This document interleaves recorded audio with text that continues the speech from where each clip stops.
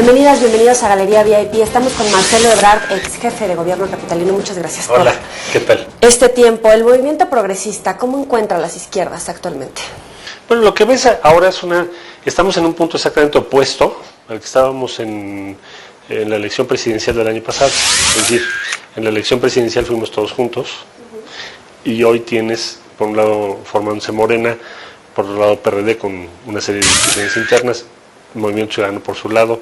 Entonces, la dispersión de la izquierda favorece al PRI. Favorece al que está en el poder, pero en este caso al PRI claramente. Entonces, ¿qué es lo que deberíamos buscar hacer? Lo que deberíamos buscar hacer es que haya una confluencia de las diferentes posturas, digo yo, progresistas, y que eso nos permitiera poder competir para el 2018. Caso contrario, pues lo que se ve es, digo yo, una dispersión, y entonces no vamos a poder representar adecuadamente a toda la gente que quisiera otro camino, otro rumbo para el país. Andrés Manuel López Obrador decía que va a mandar al diablo a todos aquellos que se quieran infiltrar a Morena. ¿Es un mensaje también para usted? No, yo no me quiero infiltrar en ningún lado. No creo que sea para mí. No me queda ese saco. Capitalizar la discusión de la reforma energética definitivamente puede unir a las izquierdas. Pues yo creo que es un asunto como muy sustantivo, independiente.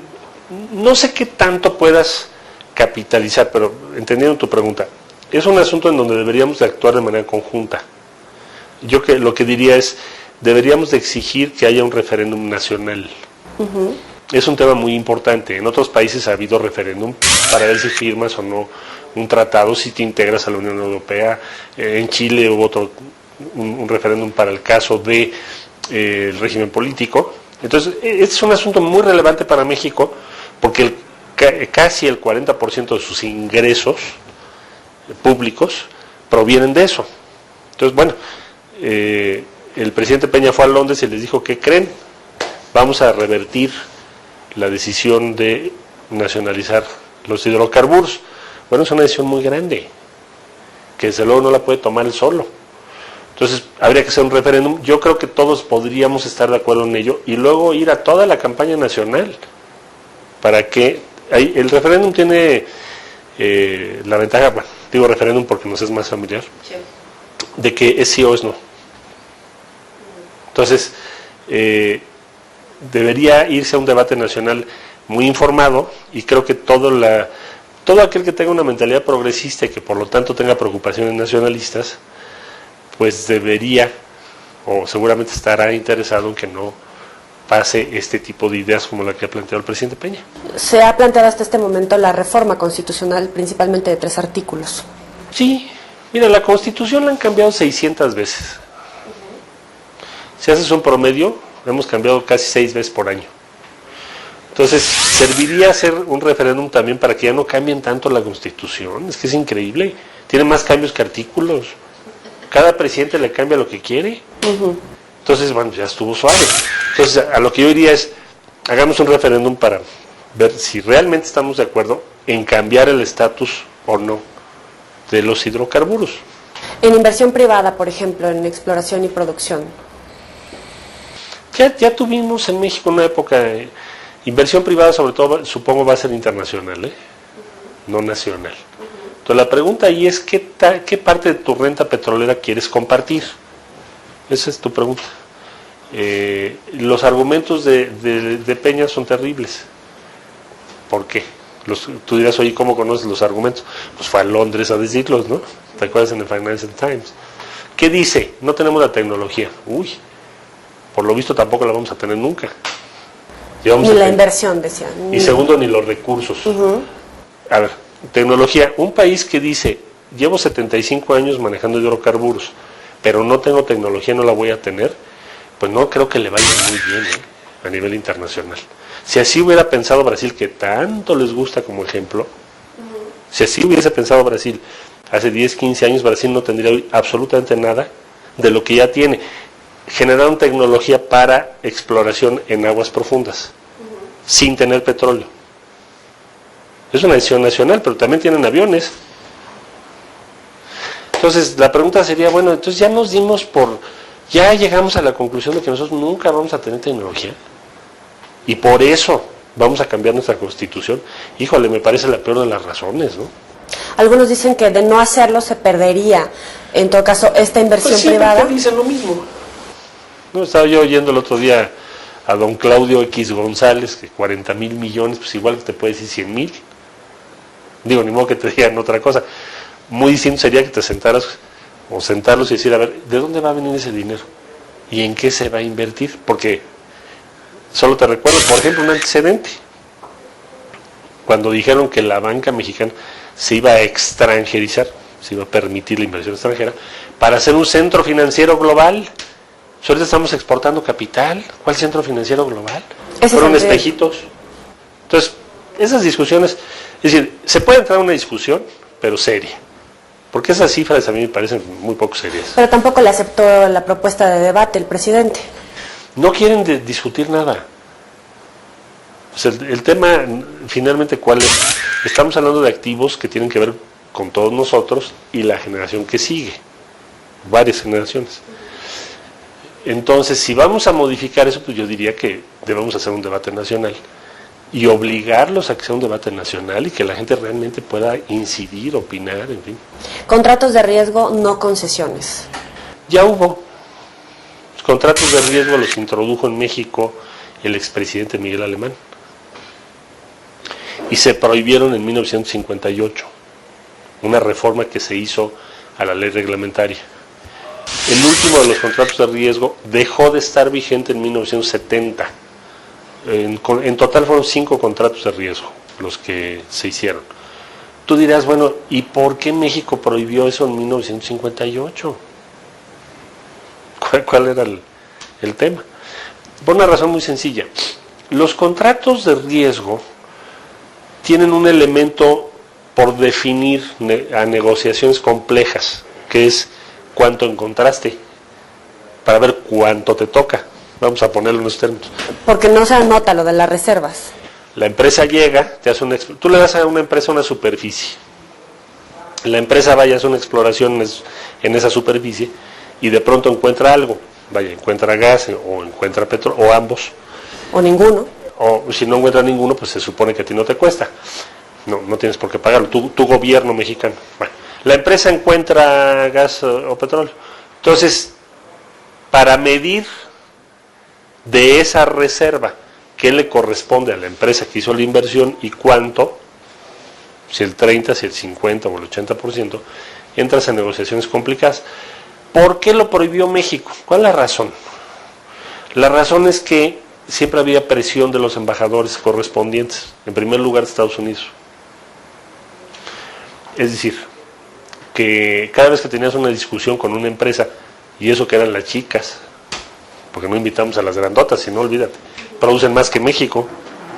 Entonces yo quiero ver en sus contratos de riesgo, la primera discusión que tengamos con las empresas norteamericanas, si no se va a convertir en que el embajador va a llegar a la presidencia de la República, o en fin, a alguna otra dependencia, a presionar en favor de sus empresas. Por supuesto que va a ocurrir.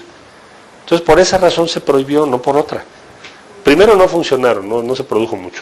Y segundo, se dijo entonces, pues no nos conviene, porque siempre salimos perdiendo. ¿Por qué? Porque hay una asimetría muy grande. Si nosotros fuéramos igual que Inglaterra, bueno, eso es otra cosa. Nos pone el ejemplo, ¿no? Deberíamos de hacer igual que ellos. ¿Sí? Pues sí, pero nosotros no somos Inglaterra. Bueno, te la pongo más fácil. ¿Cuál es la producción y el manejo de recursos y de intereses de Exxon o de Royal Dutch Shell frente a México? Pues vamos a estar en desventaja muy grande. Entonces, los argumentos que conocemos hasta hoy, de no vamos a poder tener la tecnología, a mí me parece terrible. Es como decir, nuestro país nunca va a poder, o sea, ya, nosotros no vamos a poder desarrollar ni siquiera tecnología en hidrocarburos, siendo un país petrolero. Yo creo que no nos hemos dado cuenta del tamaño de lo que estamos diciendo. ¿Cuál podría ser una opción para llegar a aguas profundas? Yo creo que tú puedes hacer lo que han hecho otros países del mundo con diferentes fórmulas para acelerar tu desarrollo tecnológico y comprar lo que necesites o poner a trabajar a otros en favor tuyo al menor costo que se pueda, ¿no? Pero no se ha hecho. No se ha hecho, no hay ninguna explicación pública de por qué. Yo no conozco hasta esta fecha una explicación informada y seria de por qué Petróleos Mexicanos, teniendo un incremento de precios de $8 por barril a 100, nos dice que no hay recursos, y por qué el gobierno mexicano no permitió inversión de ninguna especie. Hoy tienes, mira, vaya, 3/4 partes de tu extracción y explotación de petróleo, hoy es en aguas hasta 500 metros de profundidad. Ahora, estamos hablando de aguas someras, se dice. Sí, pero es tecnología que ya tiene que ver con explotación marítima. Y lo resolviste. Entonces, ¿por qué no lo podemos resolver? O sea, yo no admito, para empezar, el argumento de que asumamos que México no va a tener la tecnología. Tú imagínate el costo que va a tener. Si yo fuera una empresa norteamericana y yo oigo al presidente de México diciendo eso, no tengo recursos y no sé cómo hacer, pues en vez de cobrarte el 30, te voy a cobrar el 70 o el 80. Y el día que haya una discusión contigo, me voy a traer al embajador y te voy a presionar.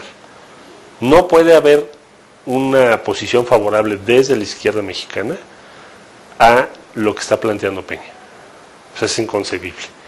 O sea, ¿cómo Peña y el PAN. ¿Mandé? Bueno, el PAN toda la vida tienen muchas coincidencias. Bueno, el PAN sí, bueno, olvídate.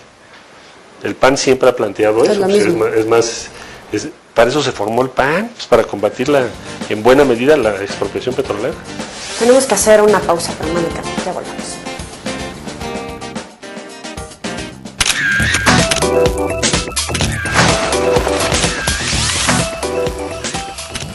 Gracias por seguir con nosotros en Galería VIP. Marcelo Ebrard, hablando sobre la reforma energética, ¿cómo maximizar la renta petrolera?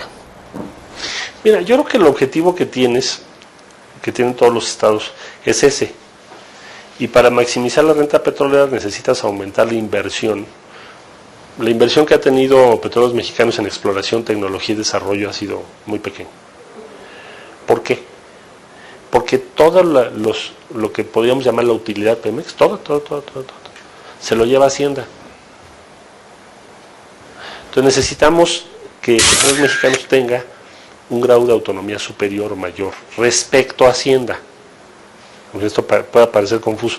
Es decir, que Petróleos Mexicanos sí puede invertir en una cuantía mucho mayor a lo que ha hecho hasta ahora, de suerte que podamos aumentar la producción en México. Ahora, ¿qué es lo que nosotros debemos hacer? Nosotros debemos presionar para que se haga lo que ya dije, un referéndum nacional, presentar nuestros puntos de vista y defenderlos. Lo peor que nos puede pasar no es que estemos aislados, sino que nos sumemos a lo que están haciendo. O sea, nada más falta que ahora el PRD esté de acuerdo o permita. PRD y las izquierdas en general, ¿no? Bueno, en general, pero el instrumento principal de la izquierda hoy es el PRD. ¿No? Entonces, tienes que dar la pelea, dar la lucha y argumentar lo que tienes que argumentar y exigir que haya un referéndum nacional. ¿Cuáles serán las medidas de resistencia? De repente escuchamos manifestación, tomar calles. Yo creo que lo más eficaz sería decir, a ver, ¿hay referéndum o ahí sí ya no vamos a tu pacto? ¿No? Es decir, no tiene sentido alguno que el PRD esté dirigiendo el pacto cuando se presenta una reforma que nos es sustancialmente opuesta a todo lo que pensamos. Es una contradicción en sí mismo. Entonces, no podemos estar dando la apariencia de que estamos en un gobierno de coalición, que además ni estamos, pero da la apariencia, cuando hay un tema como este tema de por medio. Digamos, sentido común, diría yo. Entonces, o sea, yo no pensaría en irme a la calle, si es lo que estás preguntando. O sea, si vamos a usar una resistencia pacífica, habrá quienes así lo determinen o decidan participar, está bien. Pero tú me estás preguntando, ¿cuál es la opción estratégica que tenemos? La opción estratégica que tienes ahorita es diferenciarte claramente de la posición del PRI y del PAN. No estamos de acuerdo por las razones que ya algunas comenté muy de pasar, o brevemente. No estamos de acuerdo. Nosotros defendemos otra idea de país. Ustedes lo que van a hacer con esto, al compartir una parte cada vez mayor de la renta petrolera, es reducir los recursos que tendremos en el futuro para reducir la desigualdad mexicana, que es escandalosa. Al hacer lo que ustedes dicen, lejos de que van a venir miles de millones, lejos de lograr eso, la desigualdad va a seguir creciendo. Y si no, el tiempo, pues lo estamos viendo ahorita. ¿Y qué gana la resistencia al diferenciarse de esta propuesta si de todas formas esa reforma se aprueba? Que tendrás por lo menos la congruencia y la posibilidad de sostener tus posiciones políticas con congruencia, que es el valor más alto en la política, desde mi punto de vista. Pero a la hora de sobrevivir a la pobreza está difícil, ser congruente, pero a lo mejor no tienes crecimiento, no tienes educación, no tienes trabajos. A ver, no, pero eso es otra cosa. O sea, yo te diría lo mismo que nos dijeron en el Tratado de Libre Comercio. Nada más que México, nos dijeron México va a crecer 10% al año. Nada más que México los últimos 20 años es el que crece a 2,8. Este año vamos a crecer menos que el resto de América Latina. Entonces ahora nos dicen, vamos a hacer la reforma energética y ahora sí va a crecer. Bueno, eso déjame ponerlo en un gran paréntesis. Yo creo que es lo contrario. No, tú me preguntabas respecto al PRD. El PRD tiene que ser congruente con la forma en que pensamos. Ahora, si no estamos convencidos de lo que pensamos, bueno, pues ahí sí dediquémonos a otra cosa, ¿no? Es decir, defendemos que la mayor parte, a ver, ¿qué parte de la riqueza de México distribuye o redistribuye el Estado mexicano? Es pequeña. Si a eso le agregas que en materia de hidrocarburos ahora va a haber una participación creciente de inversión extranjera, bueno, se va a agudizar ese problema. Por lo tanto, no vas a poder resolver el principal problema de México, que es su desigualdad.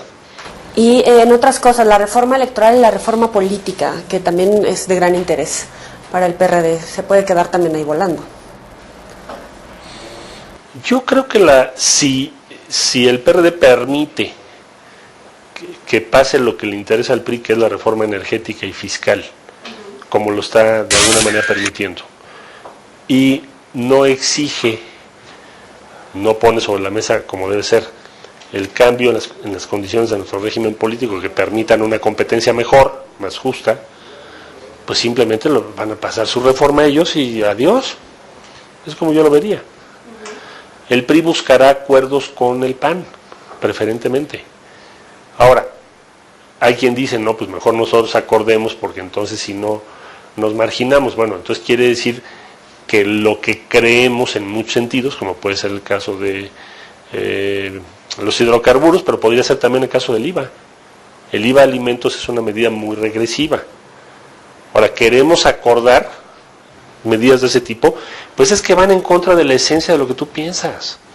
O sea, no puedes llegar a muchos acuerdos, pero hay cosas en las que no vas a llegar a acuerdos. O sea, si tú me dices, oigan, ¿por qué no criminalizamos el aborto en todo el país como hizo el PRI y el PAN en 19 estados de la República? Pues yo no voy a estar de acuerdo. Con eso no vamos a ir nunca. Así nos quedamos en minoría. Justamente en temas de minoría, el tema del aborto, de las uniones entre personas del mismo sexo, ahora viene el debate para legalizar la marihuana. El jefe de gobierno ha dicho que hay que debatirlo, pero ya empiezan a verse algunos tintes a favor o en contra. ¿Usted está de acuerdo del debate y cuáles serían los argumentos? Yo creo que es lo que va a pasar. O sea, en Estados Unidos, que es el principal país promotor del prohibicionismo, tienes 19 entidades ya, 19 estados de la Unión, donde se liberalizó. ¿Por qué? ¿Por qué? Primero, ¿qué legalizas? Legalizas producción y distribución y el consumo abierto. Terapéutico en esos 19 estados y Washington, bueno, Colorado. Le pusieron ahí, pero bueno, ya sabrás, ¿no? Esa es una forma piadosa para decir, para que no se oponga a la derecha, ¿no? Ajá. Dice, es para usos medicinales, no vayan a creer que es para un Reven, ¿eh? Bueno, ¿cómo vas tú a determinar para qué es, no? Bueno, Ajá. entonces, no. Entonces lo que voy es, ellos ya están liberalizando, sus 19 estados ya lo liberalizaron. ¿Por qué? Porque no han logrado ni reducir el consumo, han provocado mucha violencia, y por todos lados se ve que no funciona el prohibicionismo. Pero el gobierno federal de Estados Unidos no lo va a decir. Bueno, nosotros, México está íntimamente asociado al mercado norteamericano. De hecho, por ejemplo, en el caso mexicano, ellos fueron los promotores de la siembra de amapola en la Segunda Guerra Mundial. Sinaloa por eso empezó a sembrar amapola. Ni sabíamos que se usaba para eso. Ni conocíamos la morfina en 41 que vinieron. Era para que doliera menos. Para que doliera menos. En 1941 promovieron la morfina y la amapola. Entonces, ¿a qué voy? Hoy en día ellos están cambiando su postura porque no funciona el prohibicionismo. ¿Qué creo yo que tiene que hacer México? Aprovechar para cambiar rápidamente su postura. México está pagando un costo altísimo en violencia por el prohibicionismo norteamericano. Pero es el momento de México, de que el presidente Enrique Peña Nieto diga, va en todo México, o hay que empezar porque es el momento para el Distrito Federal. Yo no creo que Peña lo vaya a decir, porque en sus encuestas va a ver que la mayoría de la población todavía no está de acuerdo, diciendo, ¿para qué quiero costos? Eso no lo van a hacer. ¿Pero debería? Pues ¿por qué no? O sea, si tú dices, voy a cambiar la estrategia del país, y mi partido gobierna la inmensa mayoría de los estados, por cierto, muchos de los estados donde más violencia hay por el narcotráfico, pues yo sí lo haría. Pero en fin, no creo que lo vaya a hacer. Ahora, en el caso del Distrito Federal se puede hacer, claro que se puede hacer, y a lo mejor en otros estados de la República. Sí se podría hacer. ¿Cuál sería el argumento? Lo único que tienes que cuidar es que no suba el consumo. Pero eso, ¿cómo lo vas a lograr? ¿Prohibiéndolo? No. Eso con información, como se ha hecho con el tabaco, ¿no? O con el alcohol. ¿Está de acuerdo entonces? Sí, y además yo creo que es el camino que va a tener que seguir nuestro país. Se habla de narcoestados, por ejemplo Michoacán. ¿Es un cambio de estrategia o solamente un cambio de discurso del gobierno federal en cómo está combatiendo el narcotráfico? Pues yo lo veo igual, ¿no? Ha habido un cambio en el énfasis. El presidente no habla del tema, ahora habla el secretario de Gobernación, ¿no? El porcentaje de la agenda pública de la presidencia y los principales funcionarios en la materia se redujo sustancialmente. Eso me queda claro, pero eso es un cambio de comunicación, pero no de estrategia. La estrategia sigue siendo igual, hasta donde yo alcanzo a verlo. Y bueno, esto lo veremos aquí en el Distrito Federal. Por último, quisiera pasar brevemente al caso de Raúl Salinas de Gortari, lo exoneran. ¿Es casualidad? Pues no sé si sea casualidad, pues es un proceso muy largo, no creo que sea casual. Pero yo creo que el mensaje para el Estado mexicano sí es un desastre. Es decir, todo aquello, me recuerdo los discursos del presidente Zedillo, a lo que vimos ayer, dices, bueno, ¿quién va a creer algo? ¿Quién estaba mintiendo entonces? ¿Todos estaban mintiendo? ¿O estuvieron mintiendo cuando empezaron este caso? ¿O ahora están arreglando el caso de una manera subrepticia? Yo creo que es un problema de credibilidad ese caso. Y ya para terminar, ¿lo vemos como presidente del PRD para las próximas elecciones de marzo? Pues en marzo del 14 viene la renovación del PRD y desde luego vamos a competir ahí. ¿Qué queremos? Que sean elecciones abiertas, universales, etcétera, etcétera. Eso sí, porque de otra manera pues es imposible, ¿no? Yo creo que habrá que invitar al IFE. ¿Los conoce bien? No, lo que pasa es que tienes que organizar la elección con alguien que no sea parte de. Está viciado al interior del partido. Todo el mundo representa a alguien. Y las elecciones al PRD nunca le han salido bien, la verdad. O solo por excepción. ¿Y para el 2018? Si logramos que la izquierda se pueda cohesionar, creo que sería un gran logro. Eso lo tenemos que lograr enseguida en el 2015. Y tenemos que ponernos de acuerdo para que esta posición unitaria sea competitiva frente al PRI. En 2012, después de que se hizo la encuesta en 2011, Andrés le tocó ser el candidato. Ahora tenemos que pensar en una renovación respecto al 18, pero bueno, está muy lejos todavía. Pero lo que yo pensaría, ir con un solo candidato, renovar la candidatura. ¿Usted será el candidato? Yo podría ser, salvo que salga alguien que sea mejor, bueno, que sea otra gente. ¿Mancera podría ser el caballo de Troya? ¿Pero por qué caballo de Troya? El interior del gobierno capitalino sin partido y a lo mejor en el 2018 pertenecer a otro partido, ser el abanderado de otro partido. No lo vería yo por ese lado. No, yo creo que Miguel fue electo como jefe de gobierno sin militar en uno de los partidos políticos, pero claramente asociado a una plataforma de izquierda y progresista. Entonces, pensar en que tú puedes ser candidato a cualquier partido, yo no creo que él esté pensando en eso. Y finalmente tendría todo su derecho de participar en las contiendas para determinar el candidato a la izquierda. Él y otros compañeros tienen todo el derecho. Y si finalmente tienes un candidato que pueda ganar, ¿por qué no lo vamos a apoyar? Pues tampoco es una obsesión No me gustaría a mí decirte o sostener la tesis de la obsesión indispensable, ¿no? Ya sabes, todos los grandes políticos, que si no se cae el mundo y deja de rodar la tierra, no sé qué, ¿no? Entonces, sí tengo una resolución de participar y una responsabilidad. Uno tiene que ser responsable respecto a lo que dice, pero tampoco hay que ser un obsesivo compulsivo, ¿no? Así se llama López Obrador. No, él no creo que sea obsesivo compulsivo. Está resuelto a seguir adelante su camino, pero no debes caer en el exceso de decir, yo tengo que ser, porque si yo no soy... Tú me preguntaste, oye, ¿puede haber alguien más que lo haga muy bien? Si lo hay, yo lo apoyaría. Pero si no, también pediría que me apoyaran. Vamos a estar al pendiente. Muchas gracias, Marcelo, por esta entrevista. Gracias a ustedes por acompañarnos. Nos vemos la próxima. Pásala.